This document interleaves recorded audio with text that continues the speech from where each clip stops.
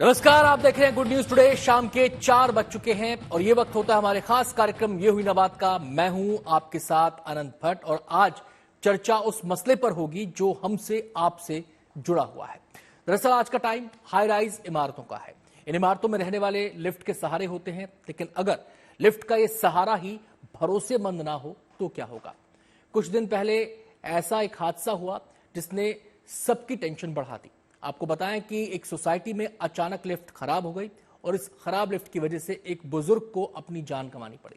जाहिर है इस खबर के बाद नोएडा की सोसाइटी में हड़कंप मचा हुआ है। लोग सोचने पर मजबूर हैं कि उनकी सोसाइटी की लिफ्ट की सेहत क्या वाकई ठीक है या फिर चंद लोगों की लापरवाही ने उनकी जिंदगी दांव पर लगा रखी है। तो आज हर सोसाइटी की समस्या बन चुके इसी मसले पर करेंगे विस्तार से बात। खास मेहमानों का पैनल हमारे साथ मौजूद रहेगा। इसके अलावा हमारे संवाददाता ग्राउंड से भी हमें जानकारी देंगे, लेकिन चर्चा की शुरुआत करें उससे पहले ये रिपोर्ट आपको दिखाते हैं।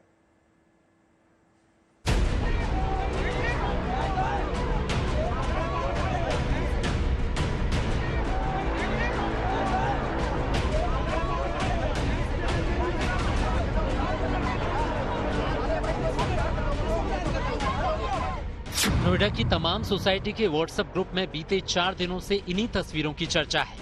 पूरा वाकया गुरुवार का है, जब पारस टिएरा सोसाइटी में टावर 24 की लिफ्ट का तार अचानक टूट गया और लिफ्ट 8वें फ्लोर से सीधा 24वें फ्लोर पर पहुंच गई। इस लिफ्ट में 75 साल की बुजुर्ग करीब 1 घंटा फंसी रही। जब तक इस बुजुर्ग महिला को निकाला जाता तब तक देर हो चुकी थी। इसके बाद तो सोसाइटी में हंगामा मच गया।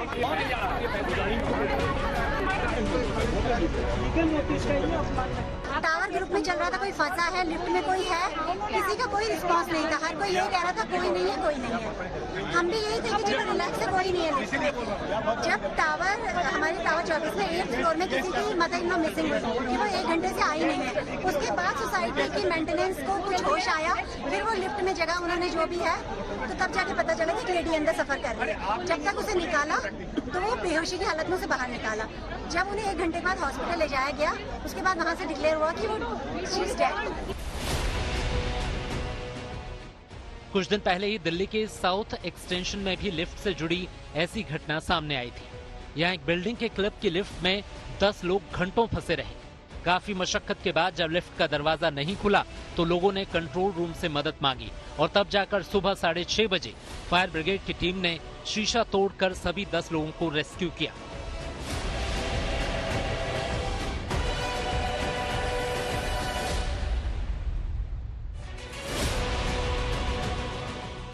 अभी कुछ दिनों पहले लिफ्ट में फंसकर मौत की घटना ताशकंद में भी सामने आई थी। यहाँ एक महिला 3 दिन तक लिफ्ट में फंसी रही। उसे बचाने कोई नहीं आया, जिसकी वजह से उसकी मौत हो गई। ये लिफ्ट 9 मंजिला इमारत के टॉप फ्लोर पर फंसी थी।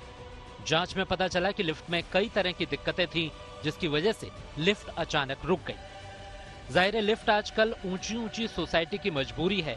कई मंजिला इमारत में आवाजाही का एकमात्र जरिया ये लिफ्ट ही होती है, लेकिन इन लिफ्ट की सेहत दुरुस्त है या नहीं, इसके बारे में कभी कभी उस सोसाइटी के लोगों को ही पता नहीं होता और जब पता चलता है तब तक बहुत देर हो चुकी होती है।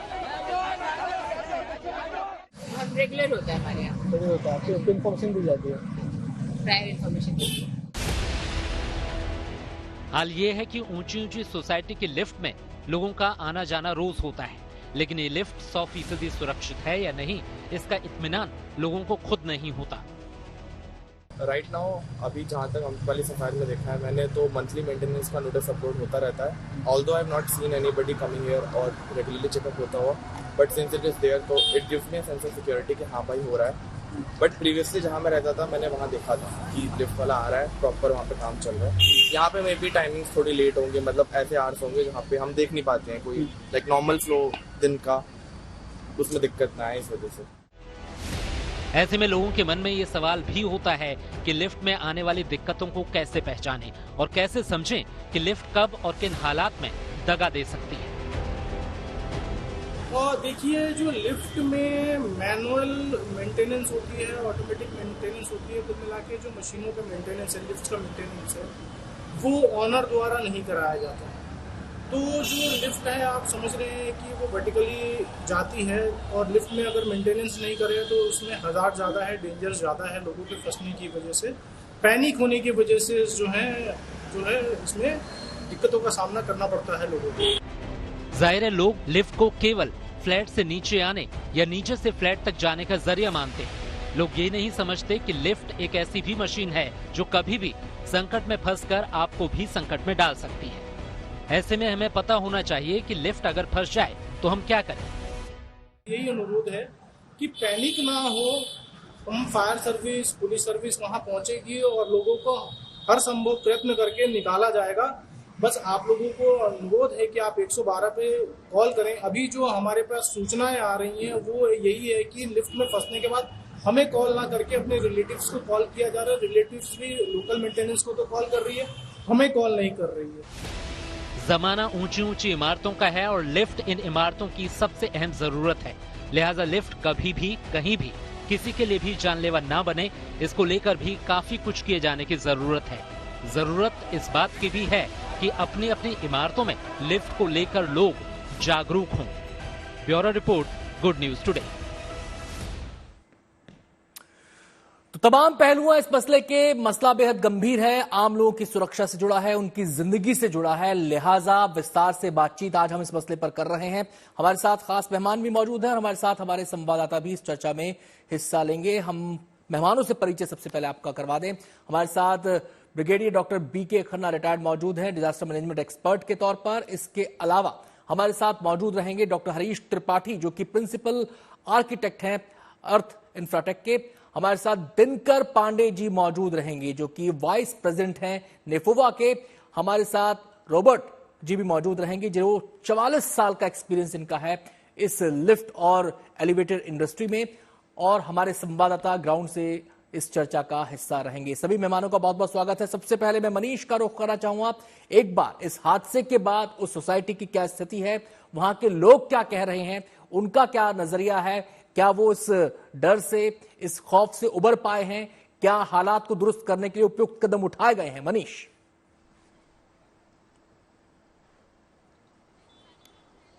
देखिए, एक ऐसा मसला है जिस पर अब कम से कम सोसाइटी के अंदर तो सन्नाटा छाता हुआ दिखाई पड़ रहा है। आपको बता दें कि यहाँ पर हम लगभग आधे घंटे से मौजूद हैं, लेकिन जो भी लोग आ रहे हैं आप उनसे बात करने की कोशिश करते हैं तो वो इस मामले पर बोलने से बचते हैं। ऐसा क्यों?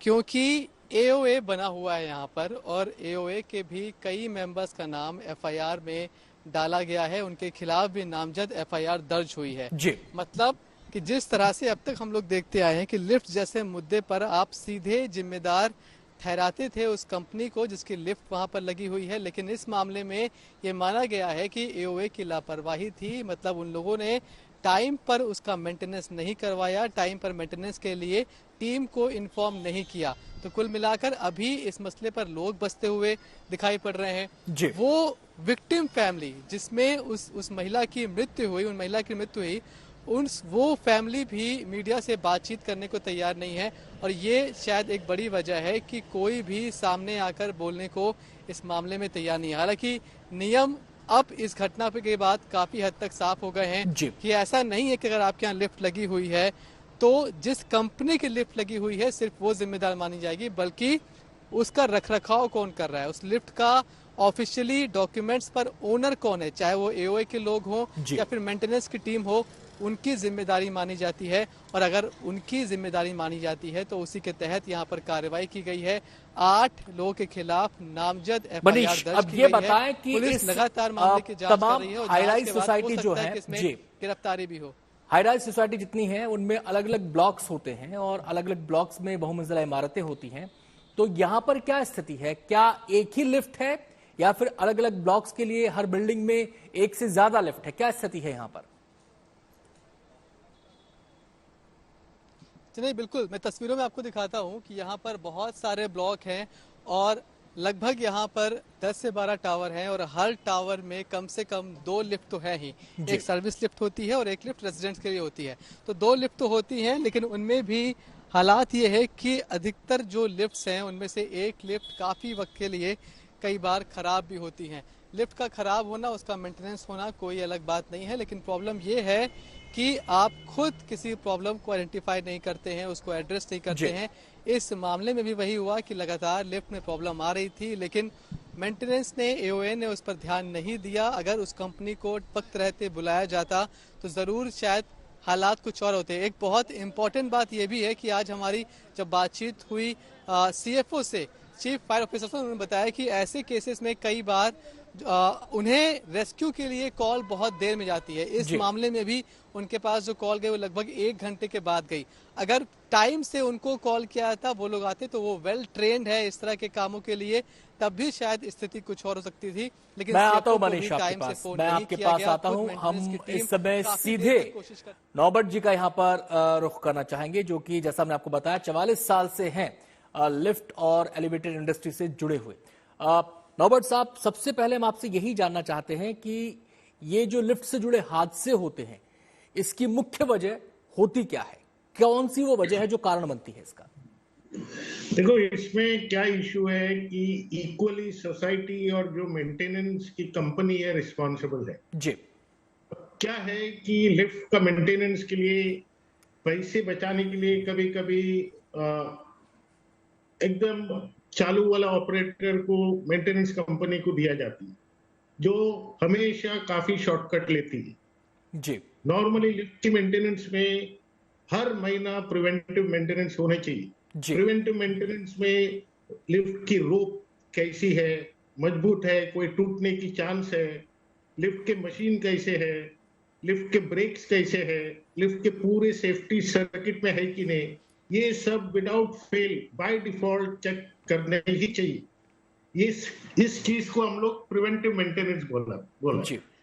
अगर ये चीज बाईपास करेगा कोई भी, सिर्फ मशीन रूम में जाके एंट्री मार के या ऊपर नीचे जाके लिफ्ट में साइन ऑफ करके निकल जाती है, तो बड़ी खतरे वाली बात है। जी रॉबर्ट जी, आपसे ये हम जानना चाहते हैं, ये जो मेंटेनेंस का इशू है, अब इसमें दो पार्टी हैं। एक पार्टी वो जिस कंपनी की लिफ्ट लगी हुई है, एक पार्टी वो जो सर्विस प्रोवाइडर है, एक पार्टी वो जो एओए है, यानी कि जो आरडब्ल्यू है या फिर जो वेलफेयर रेजिडेंट एसोसिएशन है वो है। तो ये लिफ्ट का कॉल कौन लेता है, इसकी मेंटेनेंस का कॉल कौन लेता है? जो सर्विस प्रोवाइडर है वो अपने से कॉल लेता है कि हाँ ये समय हो गया, साइकिल आ गया है, मेंटेनेंस करनी है, या फिर उसको इंटीमेट किया जाता है? नहीं, ये तो बाय डिफॉल्ट एवरी मंथ इसका तो होना ही होना है प्रिवेंटिव मेंटेनेंस, पीएम जो बोलती है, इसका कोई बाकी there is no other deciding factor जी। Every month without fail preventive maintenance has to be done जी। एंड कोई सिस्टम है प्रिवेंटिव मेंटेनेंस में, क्या क्या पॉइंट्स देखने चाहिए। अभी ये run of the mill operators रहती है जिसको एक्सपीरियंस नहीं है, इसमें सिर्फ लाइसेंस भी होती है उनके पास, बट काफी शॉर्टकट्स लेते हैं इसमें। चलिए मैं आता हूं नौबत जी आपके पास, आपसे बातचीत को और आगे बढ़ाएंगे। दिनकर पांडे जी हमारे साथ मौजूद हैं, उनका हम यहां पे रुख करना चाहेंगे। दिनकर साहब, नोएडा हो, गाजियाबाद हो, दिल्ली हो, हाई राइज सोसाइटीज हैं, तमाम जगह पर लिफ्ट का प्रयोग तमाम लोग करते हैं, जरिया ही वो है आने जाने का, आवागमन करने का हाई राइज सोसाइटीज के अंदर। अब सवाल यह है कि क्या ये सोसाइटी, ये जो समस्या है, ये यूनिवर्सल इसको माना जाए कि तमाम सोसाइटीज में है, या फिर इसको कुछ एक एक्सेप्शनल केस के तौर पर देखा जाए? जी, मैं इसका आंसर 3-4 छोटे-छोटे बिंदुओं में दूंगा। उससे पहले मैं ये बता दूं कि 2016 से लगातार हम लिफ्ट एक्ट की मांग करते आए हैं। जो भी चर्चा अभी हुई थोड़ी देर पहले, उसका सबसे बड़ा कारण ये है कि कोई भी सजा का प्रावधान नहीं है लापरवाही पर अभी तक। हमारे लिए ये दिनचर्या के समान है, जितना भोजन जरूरी है उतना ही लिफ्ट से ऊपर नीचे जाना जरूरी है। कोई भी बुजुर्ग 27वें फ्लोर से सीढ़ी यूज करके ऊपर नीचे नहीं कर सकता, ये समझना चाहिए सबको। दूसरी बात ये है खाना पूर्ति वाली। कई बार हम डायरेक्ट भी लिफ्ट कंपनी को कंप्लेन करते हैं तो उनके साइड से आता है हमें तो पैसे नहीं मिले। आप लिफ्ट के ऑपरेटर हैं, मैं ये नहीं मान सकता कि जो ओटिस बुर्ज खलीफा में लिफ्ट का इतना अच्छा ऑपरेशन कर रही है, यहाँ पे कुछ फ्लोर की बिल्डिंग में नहीं कर सकती। लेकिन समस्या ये है कि एआरडी की बैटरी अगर 2 साल में रिप्लेस होनी है, खराब होनी है, वो कोई चेक नहीं करता कि ये अभी काम करेगी कि नहीं करेगी। जब एक इंसिडेंट हो जाता है कि लिफ्ट नहीं रुकी या एआरडी ने काम नहीं किया या इमरजेंसी सिस्टम ब्रेक हो गई, तब जाके किसी की आंख खुलती है और उसके बाद एक्शन होता है। प्रिवेंटिव एक्शन के नाम पे सिर्फ और सिर्फ खानापूर्ति है, और ये जनरलाइज कर रहा हूं मैं जी। नोएडा के या गाजियाबाद के किसी भी रेसिडेंशियल सोसाइटी में या ग्रेटर नोएडा के, दिल्ली में लिफ्ट एक्ट बना, मुंबई में है, यहाँ पे क्यों नहीं हो सकता है? अगर कोई एक फंस जाता है उसमें उसकी वजह से उसका पैर टूट जाता है, उसकी नौकरी चली जाती है, तो कौन जिम्मेदार है? जी, लिफ्ट कंपनी बोलेगी कि मेंटेनेंस ने पैसे नहीं दे, मेंटेनेंस ने हमसे ले लिए, मेंटेनेंस बोलेगा बिल्डर ने कुछ नहीं बनाया। जिसने भी नहीं बनाया, मैं पैसे दे रहा हूं, मेरा पैर टूट गया, मैं ऑफिस नहीं जा पा रहा हूं, मेरी नौकरी चली गई, उसके लिए कोई तो जिम्मेदार होना चाहिए, कुछ तो सजा का प्रावधान होना चाहिए। जी, ये बहुत क्रिमिनल नेग्लिजेंस है और इसके अगेंस्ट तीन स्तर पे कानून बनना चाहिए। पहला ये कि जिसने भी प्रिवेंटिव मेंटेनेंस नहीं किया या जिसकी भी लापरवाही से प्रिवेंटिव चेक नहीं हुआ जो भी मंथली होना था, उस पे क्या सजा का प्रावधान है। जिसने भी गलत तरीके से क्लेम किया कि ऐसे एआरडी की बैटरी चल रही है, गिप्स नहीं घिसे हुए हैं या वायर ठीक है, और अगले दिन घटना हो जाती है, अगले महीने घटना हो जाती है, उस पे क्या कार्यवाही होगी। जी। और अगर इस तरह की सिचुएशन में जहां 30 और 25 फ्लोर की बिल्डिंग है और वहां पे लिफ्ट नहीं चलती, 6-6 महीने बंद रहती है, तो उन पे क्या कार्यवाही होती है। एक पहलू ये भी है कि अगर 3 लिफ्ट चल रही है एक बिल्डिंग में और उसमें से 1 या 2 लिफ्ट बंद होगी, तो एक लिफ्ट पे बोझ बहुत ज्यादा बढ़ जाता है, और एक रिसोर्स अगर बहुत ज्यादा बोझ बढ़ गया, फ्रीक्वेंसी उसकी बढ़ गई, तो ऑब्वियसली उस पर असर आएगा। मैं दिनकर जी आपके पास आता हूं, मैं सीधे हरीश त्रिपाठी जी का यहाँ पर रुख करना चाहूंगा। त्रिपाठी जी, ये जो हाई राइज लगातार बन रहे हैं, इनमें लिफ्ट एक नेसेसिटी है, जरूरत है। क्या आपको लगता है कि जिस समय ये हाई राइज बनाए जाते हैं उस समय नई नई लिफ्ट लगती है और उस समय तमाम जो बायर्स आते हैं उनको इनकी झांकी दिखाई जाती है, शो विंडो के तौर पर दिखाया जाता है, तमाम तरह के क्लेम्स किए जाते हैं, लेकिन ये क्लेम्स हैंडओवर होने के बाद, सोसाइटी के बस जाने के बाद, क्या ये क्लेम्स पर खरा उतरती है वो सोसाइटी, या फिर वो तमाम लोग जो दावे करते हैं, जो बायर्स को फ्लैट तो चिपका देते हैं, बेच देते हैं? हाँ, इसमें एक्चुअली ऐसा होना तो नहीं चाहिए, क्योंकि सिस्टम सारा इन प्लेस है। कायदे से एक कंपनी ने लिफ्ट को सेल किया, उसने इंस्टॉल किया, और ढेर सारे तो एएमसी ले रहे हैं, एनुअल मेंटेनेंस कॉन्ट्रैक्ट ले रहे हैं, और वो कॉम्प्रिहेंसिव भी ले रहे हैं, नॉन कॉम्प्रिहेंसिव भी ले रहे हैं, और वो खुद मेंटेन कर रहे हैं। तो मेरा जो पर्सनल एक्सपीरियंस है, 12-15 सालों से मैं भी आरडब्ल्यू में भी रहा हूँ, और तो हमने देखा कि जैसे जब लिफ्ट शुरू में तो सारा कुछ जो है, ढेर सारा चीज मैन्युफैक्चरर के लेवल पे रहता है। बाद में जैसे एओए बनने,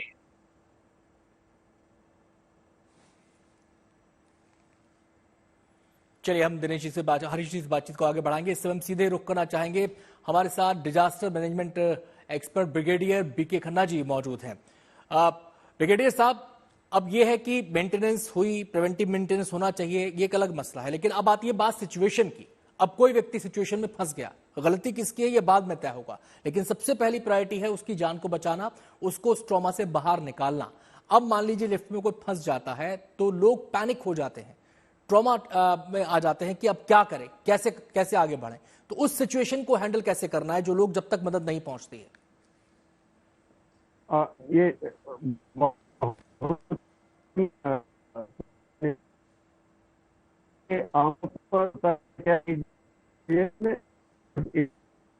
उसका लिफ्ट का, तो उसके अंदर आदमी कई बार तो ज्यादा भी भर देते हैं, हमारे आमतौर पर जो देखा गया है। और वो अगर कहीं फंस जाए तो अंधेरा हुआ, एकदम से लाइट वगैरह भी नहीं है, तो नेचुरली है कि वो थोड़ा सा पैनिक करेंगे। उस हालात के अंदर जो है सबसे पहला ये है कि वहां पर पैनिक ना हो। अब उसके पैनिक ना होने है ये है कि उनको पता होना चाहिए कि इस तरह से अगर हो जाता है तो उन्होंने क्या करना है। तो इसका मतलब कि जानकारी जो भी वहां पर हाई राइज बिल्डिंग के अंदर देते हैं, तो वो उनको एक आरडब्ल्यूए से और जो है उनका काम है।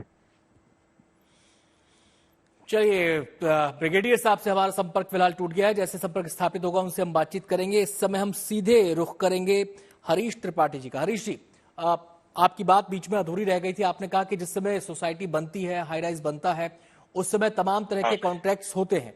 अब ये कॉन्ट्रैक्ट मैं ये कहना चाह रहा था कि जब तक एओए जो है वो नॉर्मली क्या होता है, अब जैसे इसी सोसाइटी की बात करें, एओए बनते 7-8 साल से ज्यादा हो गए। इस बीच सारा मेंटेनेंस जो है बिल्डर की तरफ से था। अब क्या है कि जो कॉर्नर्स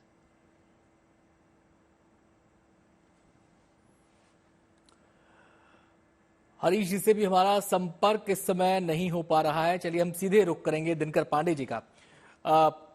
एक बार फिर से हम कोशिश करते हैं उनसे। हरीश जी, आप मुझे सुन पा रहे हैं? हाँ, सुन पा रहे हैं। सर, आपका सिग्नल बीच में खराब हो जा रहा है, तो अपनी बात पूरी करें आप। जी, मैं ये कह रहा था कि जब अगले शुरुआत के 5-7 साल एओए तो फॉर्म हुई नहीं रहती, इन सब जो नोएडा के ज्यादातर सोसाइटीज का एक्सपीरियंस है, तो ऐसी सिचुएशन में क्या है कि सारा का सारा मेंटेनेंस जो है बिल्डर के उसमें रहता है।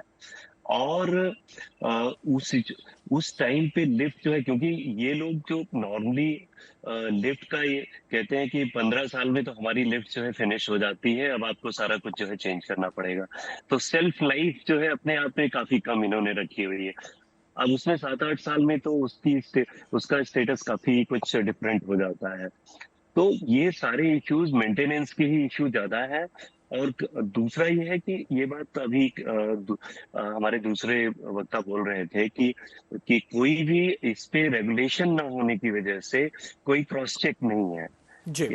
ये वॉलंटरी टाइप से है कि आप मेंटेनेंस कर रहे हैं, चाहे एओए या बिल्डर जो भी हो, वॉलंटरीली जितना कुछ कर रहा है वो कर रहा है।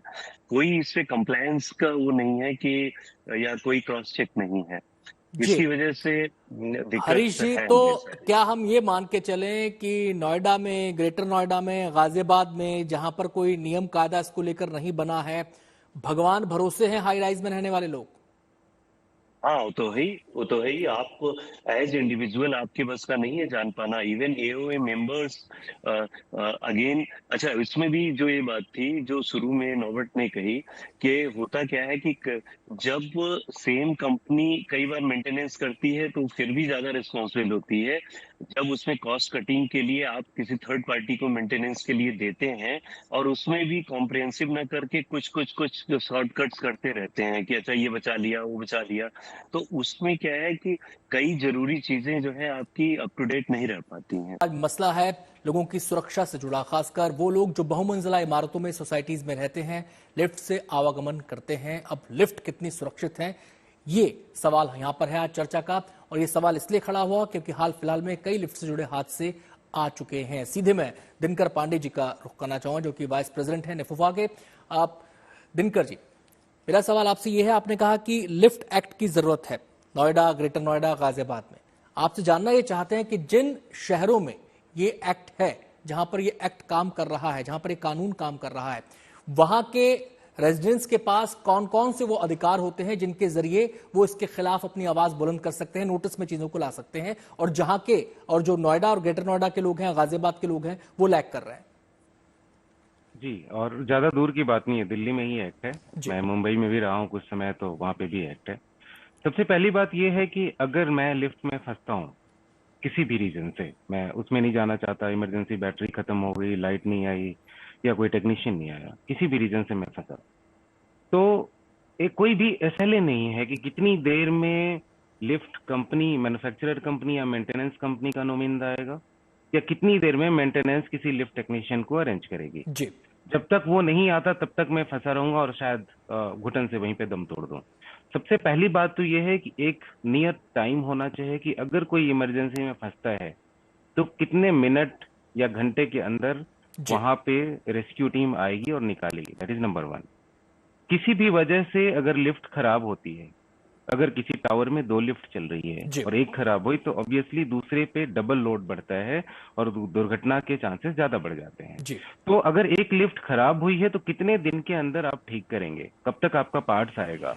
अभी ऐसा होता है, हमारे टावर में ही एक लिफ्ट खराब हुई थी तो 6 महीने बाद बदली, जब शुरू में आया था, बाद में भी 1 महीने लग गए। तो आखिर इतना टाइम क्यों लगता है? पर आप ये कह रहे हैं कि जो कानून बने उसमें टाइम बाउंडेशन के साथ काम हो, एक टाइम फ्रेम तय किया जाए, उसके अकॉर्डिंगली काम हो, पहली बात। दूसरी बात, जो जिन जगहों पर, जिन शहरों में कानून है, वहां पर जो उसके कानून के प्रावधान है, वो किसको रिस्पॉन्सिबल मानते हैं? क्या उसमें एओए भी उतनी रिस्पॉन्सिबल है? क्या उसमें सर्विस प्रोवाइडर भी थर्ड पार्टी अगर है तो उतना रिस्पॉन्सिबल है? या लिफ्ट से जुड़ी कंपनी उसके लिए रिस्पॉन्सिबल है? या तीनों को ही उसमें जिम्मेदारी सौंपी गई है? जी, ये सामूहिक जिम्मेदारी होती है, बिकॉज जो सेपरेशन ऑफ ड्यूटी होती है लिफ्ट कंपनी ये बोल के निकल जाएगी कि आपका स्ट्रक्चर खराब था, उसकी वजह से मेरा कुछ सामान निकल गया और लिफ्ट गिर गई। मेंटेनेंस एजेंसी बोल सकती है कि नहीं जी आपका रॉड खराब था। तो ये सामूहिक जिम्मेदारी है। जिसने भी लिफ्ट लगाया है, मैं जूम करके चलता हूँ, यहाँ पे ज्यादातर बिल्डर हैं, तो बिल्डर ने अगर लिफ्ट लगाया है तो जो मैन्युफैक्चरर कंपनी है और बिल्डर के बीच में कुछ एग्रीमेंट हुआ होगा, कुछ उनके बीच के आपस में समझौते होंगे कि ये पार्ट आप करेंगे, ये पार्ट मैं करूंगा। फॉर उदाहरण के लिए यहाँ पे अगर बटन खराब होती है तो बटन मेंटेनेंस में नहीं आता, वो अलग से पैसे चार्ज करते हैं, वो ऐसे नहीं बदलते। तो इस तरह की छोटी छोटी लाइंस हैं एग्रीमेंट में जिससे जिम्मेदारियां तय होती हैं। लेकिन समस्या यह है कि वो जिम्मेदारी एक दूसरे पे डाल के भाग जाते हैं अभी जब भी दुर्घटना होती है। चलिए मैं आपके पास आता हूं, मैं नॉर्बर्ट का यहाँ पर रुख करना चाहूंगा। नॉर्बर्ट साहब, आपसे ये जानना चाहते हैं कि जब किसी बिल्डिंग में कोई लिफ्ट बनी, हर बिल्डिंग हर सोसाइटी उस शहर की अथॉरिटी के अंदर आती है। अब सवाल ये है, क्या अथॉरिटी के पास ये अधिकार होता है कि वो समय समय पर स्वतः संज्ञान लेते हुए इनका ऑडिट करे, और क्या ये ऑडिट्स किए जाते हैं, इनकी रिक्वायरमेंट होती है, ये मैंडेटरी होने चाहिए? रॉबर्ट साहब मुझे सुन पा रहे हैं? और अब हम सीधे रुख करेंगे, लगता है रॉबर्ट से हमारा संपर्क टूट गया है। हम रुख करेंगे ब्रिगेडियर खन्ना का। खन्ना साहब, आपकी बात अधूरी रह गई थी कि जब सिचुएशन खड़ी हो जाए, लिफ्ट में कोई फंस जाए, तो उस समय उसे क्या करना है, कैसे पैनिक से बचना है और वहां से सुरक्षित निकलना है? मैं वो बता रहा था, एक तो जनरल अवेयरनेस बहुत जरूरी है। जो भी वहाँ के रेजिडेंट हैं उनको पता चाहिए कि अगर इस तरह से फंस जाए तो सबसे पहले क्या करना है। उसके लिए थोड़ा सा जब भी मॉक एक्सरसाइज वगैरह करवानी चाहिए, ताकि लोगों को पता चले कि अगर इस तरीके का होता है तो उसके अंदर कौन से बटन को दबाना है, जिससे किस तरह से और कितने टाइम के अंदर वो लोगों को वापस आना, जो कि आपको वो बाहर निकलवा सकेंगे। तो ये जरूरी है। और एक दो चीजें और मैं रिकमेंड करूँगा जो है नहीं है कहीं जगह पर। एक तो ये है कि ये लिफ्ट के अंदर जो है, जैसे कि हम आमतौर पर एक फायर एक्सटिंग्विशर लगाते हैं, इस तरीके से थोड़ा सा पानी इमरजेंसी पानी के लिए रखना चाहिए, जो कि हर 24 घंटे के बाद में उसको चेंज कर दिया जाए, ताकि अगर जरूरत पड़े तो सबसे पहले लोगों के पैनिक के ऊपर थोड़ा सा पानी पी लेंगे तो अच्छा रहता है जी। और दूसरी बात है, जैसे कि हमने एक बनाया गया है कि एंटी जो है क्रैश नाउ रेलवे के अंदर जैसे सिस्टम बना हुआ है, इस तरीके से एंटी फॉल एक सिस्टम इजाद करना चाहिए। एक मतलब जिससे कि अगर ऊपर से कहीं गिर भी जाता है तो कहीं ना कहीं रुक जाते हैं एकदम से, इस तरीके का एक इनोवेशन एक होना चाहिए जिससे के साथ में रहना चाहिए, ताकि इन फ्यूचर कुछ न कुछ हादसा तो हो सकता है करने के लिए, तो उसके लिए किसी के से बचा जा सकता है। ये बहुत जरूरी है करने के लिए। पर सबसे बात मैं कहूँगा कि ये सिर्फ जानकारी नहीं, उनके अंदर एक मॉक एक्सरसाइज जरूर कराएं, जिससे कि वो लोग एक बार ये देखेंगे किस तरीके से, 2-4 बार देखेंगे तो उनके ऊपर पैनिक नहीं होगा। ये पैनिक की वजह से जो डेथ वगैरह होती है खासतौर पर एल्डरली पीपल के लिए। तो ये जो है मेरी तरफ से ये 2 रिकमेंडेशन वगैरह हैं। बाकी ये जिम्मेवारी का अगर आपने बोला है कि जिम्मेवारी तो इनिशियली अगर लगाया किसी कंपनी ने तो वो देता है कि इसलिए 4 साल का है, 5 साल का है, हमारी गारंटी है उसके लिए। उसके बाद में एनुअल मेंटेनेंस कॉन्ट्रैक्ट है, जो भी एनुअल मेंटेनेंस कॉन्ट्रैक्ट तो उसका मतलब जो है एक ना केवल आना चाहिए पर उसके लिखाई पढ़ी भी लिखना चाहिए कि कौन आया, किस किया, क्या क्या उसके अंदर किया उसने, वो एनवायरमेंट में क्या क्या उन्होंने करना चाहिए, वो एक पूरा लिखित में होना चाहिए और वो एक एक्सपर्ट के जरिए से उसको चेक करवाना चाहिए। तीसरी बात है फायर एक्सटिंग्विशर वाले जो है, जो फायर ब्रिगेड वाले जो है, फायर ब्रिगेड को भी जब ये चेक करते हैं के लिए तो आपने लिफ्ट को भी इस तरीके से चेक करना कि क्या वो सर्विसेबल है या नहीं है। इसके हिसाब में जब भी चेक करते हैं को एंटी फायर, हम कहते हैं कि मतलब जब फायर भी हो जाए तो जो लिफ्ट को नहीं इस्तेमाल करना चाहिए, पर खुद मतलब कई बार फायर ब्रिगेड को लेके जाना पड़ता, तो ये लिफ्ट है वो जब भी उनके भी चेकिंग होती है तो वो फायर ब्रिगेड वालों का भी एक रूल होना चाहिए, वो चेक कर सकते हैं और सर्टिफाइड कराना चाहिए। अगर बार बार ये चेकिंग वगैरह हो जाएगी तो उम्मीद है कि ये वाले जो लिफ्ट के अंदर जो है क्या करना चाहिए। और लास्ट वाला मेरा पॉइंट कहने के लिए कि खासतौर पर जैसे 3 एरिया को आपने जब बताया, ग्रेटर नोएडा वगैरह है, गुड़गांव वगैरह के है, यहाँ पर बहुत ज्यादा जो है बिल्डिंग बन रही है हाई राइज के अंदर, और जो जितने भी कॉन्ट्रैक्ट वगैरह करने के लिए वो एक जल्दी से जल्दी उसको खत्म करना चाह रहे हैं, और एक जल्दी करने के लिए वो उनको एनओसी वगैरह एकदम से ले लेते हैं, ऑन ग्राउंड को जाता नहीं है, और उसी वजह से जो है वो एक फॉल्टी लिफ्ट वगैरह लग जाती है, उससे ये हादसा हो जाता है। चलिए मैं आपके पास आता हूँ खन्ना साहब। NOC, जी जी जी जी मैं एनओसी की, हाँ एनओसी की, जी अपनी बात पूरी करें आप।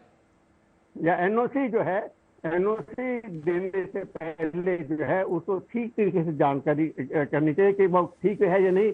एनओसी जो है अंडर हैंड पैसा देकर नहीं मिलनी चाहिए। ये कभी अगर तरीके से एंटी करप्शन बढ़ जाती है जी, मैं एनओसी अगर ठीक तरीके से दी जाए तो। मैं आता हूं आपके पास। मैं हरीश त्रिपाठी जी का यहाँ पे रुख करूंगा। हरीश जी, दो बातें जो दिनकर जी ने कही और जो ब्रिगेडियर खन्ना यहाँ पर कह रहे हैं। पहली बात कि स्ट्रक्चरल खामी, इसका भी हवाला दे दिया जाता है जब लिफ्ट के हादसे होते हैं। तो स्ट्रक्चरल खामी, इसका पता उसके लिए जरूरी है कि जब ग्राउंड जब एनओसी दिया जाए तो उसके लिए ग्राउंड चेकिंग वहां पर की जाए। क्या ये नियम कायदे फॉलो होते हैं? नहीं, देखिए लिफ्ट का जहां तक सवाल है तो लिफ्ट में तो चूंकि अपने यूपी में तो कोई एक्ट है नहीं, और एक्ट ना होने, हेलो जी जी आपकी आवाज आ रही है। एक्ट ना होने, सॉरी,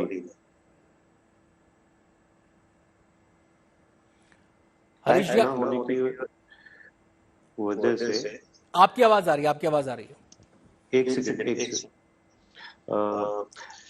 कोई भी एक्ट ना होने की वजह से क्या हो रहा है कि आप किसी भी सिचुएशन में आपके पास ये नहीं है, कोई चेक नहीं है जी, और कोई भी चेक ना हो। मुझे लग रहा है ये दो जगह कनेक्टेड है क्या? एक सेकंड, आप इसका लाइव स्ट्रीमिंग तो नहीं देख रहे हैं सर? अगर आपने लाइव स्ट्रीमिंग खोल रखी है, टीवी खोल रखा है तो दिक्कत हो रही होगी। नहीं, मैं तो खोल नहीं रखा है कुछ भी, बट है हाँ। तो उससे क्या होता है कि चूंकि पूरे इंडिया भर में क्या हो रहा है कि केवल 10 स्टेट्स के अंदर ही इस तरह का सिचुएशन है कि आपके एक्ट से, और तो एनओसी की बात ही तभी आती है जब आपके पास एक्ट है। नहीं, एनओसी तो एक सामान्य प्रक्रिया का हिस्सा है ना, किसी भी बिल्डिंग के को रहने लायक घोषित करने के लिए या इसको ऑपरेशन करने के लिए। तो वो तो एनओसी तो एक सामान्य प्रक्रिया का हिस्सा है। उस सामान्य प्रक्रिया में लिफ्ट भी आती है। लिफ्ट से जुड़ा एक भले ही ना हो, लेकिन एनओसी तो एक सामान्य प्रक्रिया है ना। नहीं, एनओसी सामान्य, मैं वही आपसे जानना चाह रहा हूँ कि उस एनओसी में नहीं, मैं वही आपसे जानना चाह रहा हूँ कि जब एनओसी की प्रक्रिया आती है किसी भी बिल्डिंग को ग्रीन सिग्नल देने के लिए कि अब आप इसको रहने के लिए आवंटित कर सकते हैं, लोग यहाँ पर रह सकते हैं, तो उस समय क्या लिफ्ट एक पैरामीटर होता है? मैं आपसे ये जानना चाहता हूँ। नहीं, लिफ्ट नहीं है, उनमें लिफ्ट नहीं है। बाकी बिल्डिंग के और सारे पैरामीटर्स देखते हैं, सबके बारे में है। लिफ्ट लगी हुई हो ये होना चाहिए। अच्छा, इसके अलावा कुछ बेसिक चीजें हैं, जैसे कि 35 मीटर से ऊपर की बिल्डिंग है तो एक स्ट्रेचर लिफ्ट होनी चाहिए। अब वो स्ट्रेचर लिफ्ट है, बस इतना ही काफी है। अब वो कैसी है, कैसी नहीं है, वो वर्केबल है या नहीं है, इन पैरामीटर्स पर ध्यान नहीं दिया जाता। आप ये कह रहे हैं? नहीं, इस पैरामीटर्स पे अथॉरिटी का एक्सपर्टाइज भी नहीं है और वो कर भी नहीं सकते हैं। मैं आता हूं, मैं हरीश जी आपके पास आता हूं। मनीष का यहां पर रुख करना चाहूंगा। मनीष, आपने बताया कि लोग बोलने से परहेज कर रहे हैं, लेकिन इस घटना के बाद जो इस सोसाइटी में हुई है, लोगों के मन से क्या डर निकल पाया है? क्या लोग इस लिफ्ट की बिल्डिंग में आने जाने से उतना ही कंफर्टेबल महसूस कर रहे हैं जितना वो पहले महसूस किया करते थे? आपने बताया कि यहां पर एक आम सी बात है कि कभी कोई सी लिफ्ट खराब हो जाती है, कभी कोई सी लिफ्ट खराब हो जाती है, तो यहां पर तो फिर रश भी रहता होगा, लिफ्ट के लिए लाइनें भी लगती होंगी।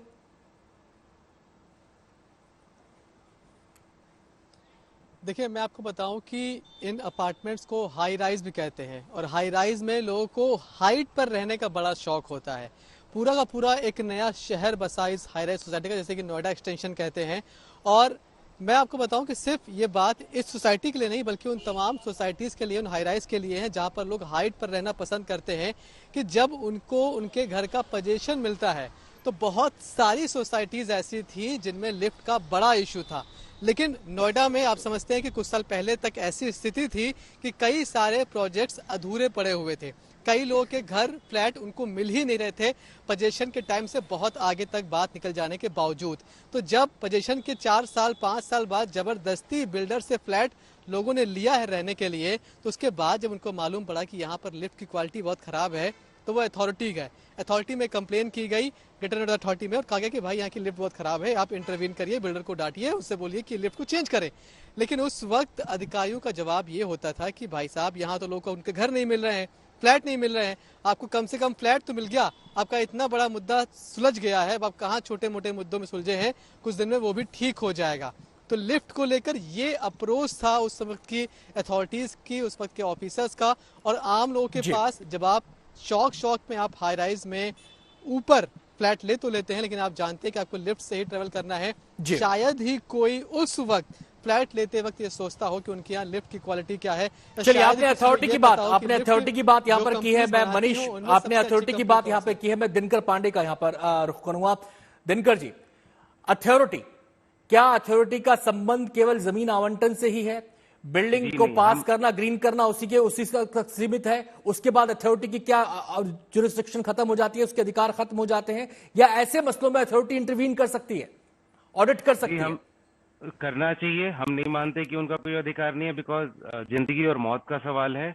और अभी मैं आपको बताऊं, 1 महीने के अंदर साल भर भी नहीं हुआ लिफ्ट लगे, सारे प्रावधान एक तरफ, 2 बार लिफ्ट ऐसे फंसी और एक ही आदमी फंसा कि एक आधा लिफ्ट ऊपर था आधा नीचे, और किसी तरह उसको निकाला गया। 1 महीने से दूसरी लिफ्ट बंद पड़ी है, नीचे पानी घुस गया। तो क्या अथॉरिटी की यह जिम्मेदारी नहीं है कि जहां पे लिफ्ट का एरिया बन रहा है वो कंप्लीट बना है कि नहीं बना है वो देखें? कितना खतरनाक है लिफ्ट के अंदर पानी का घुस जाना, और अगर वो लिफ्ट नीचे जाती है, शॉर्ट सर्किट होता है, फिर क्या होगा? लेकिन वो सीधा पल्ला झाड़ लेते हैं, कोई भी अपने एसी चैम्बर से बाहर नहीं निकलना चाहता। जबकि बेसमेंट में लिफ्ट का पिट सही है कि नहीं है, वो सुरक्षित है या नहीं है, पानी तो नहीं घुस रहा, ऊपर कहीं पे ड्रेनेज की प्रॉब्लम तो नहीं, ये सारी उन्हीं की जिम्मेदारी है। स्ट्रक्चरल जितनी भी उनकी जिम्मेदारी है, ठीक है वो मेंटेन नहीं करेंगे, लेकिन उन्होंने थर्ड पार्टी लीज करा है, वो बेचा नहीं है, और ये लीज में उनकी भी उतनी ही हिस्सेदारी है। तो वो कैसे इस बात से पल्ला झाड़ सकते हैं कि ये लिफ्ट नहीं चला या आग लग गई तो मेरी जिम्मेदारी नहीं है? हर छोटी चीज के लिए कोई ना कोई जिम्मेदार होता है, लेकिन आप प्राधिकरण है, आप सबसे ऊपर हैं, आपको आगे आना चाहिए। और जी बिल्कुल, समस्या गंभीर है और इस समस्या को एड्रेस करना, इसके समाधान निकालना बेहद जरूरी है। और यहां पर केवल एक पहलू नहीं है, एक पक्ष नहीं है, कई सारे पक्ष हैं, और उन तमाम पक्षों को साथ लेकर इस समस्या को एड्रेस कर इसका समस्या का समाधान निकाला जा सकता है, जिससे कि लोगों की जिंदगी खतरे में ना पड़े। तमाम मेहमानों का, हमारे संवाददाता मनीष का बहुत बहुत शुक्रिया इस चर्चा में शामिल होने के लिए। जाना कहीं नहीं है, आप देखते रहिए गुड न्यूज टुडे।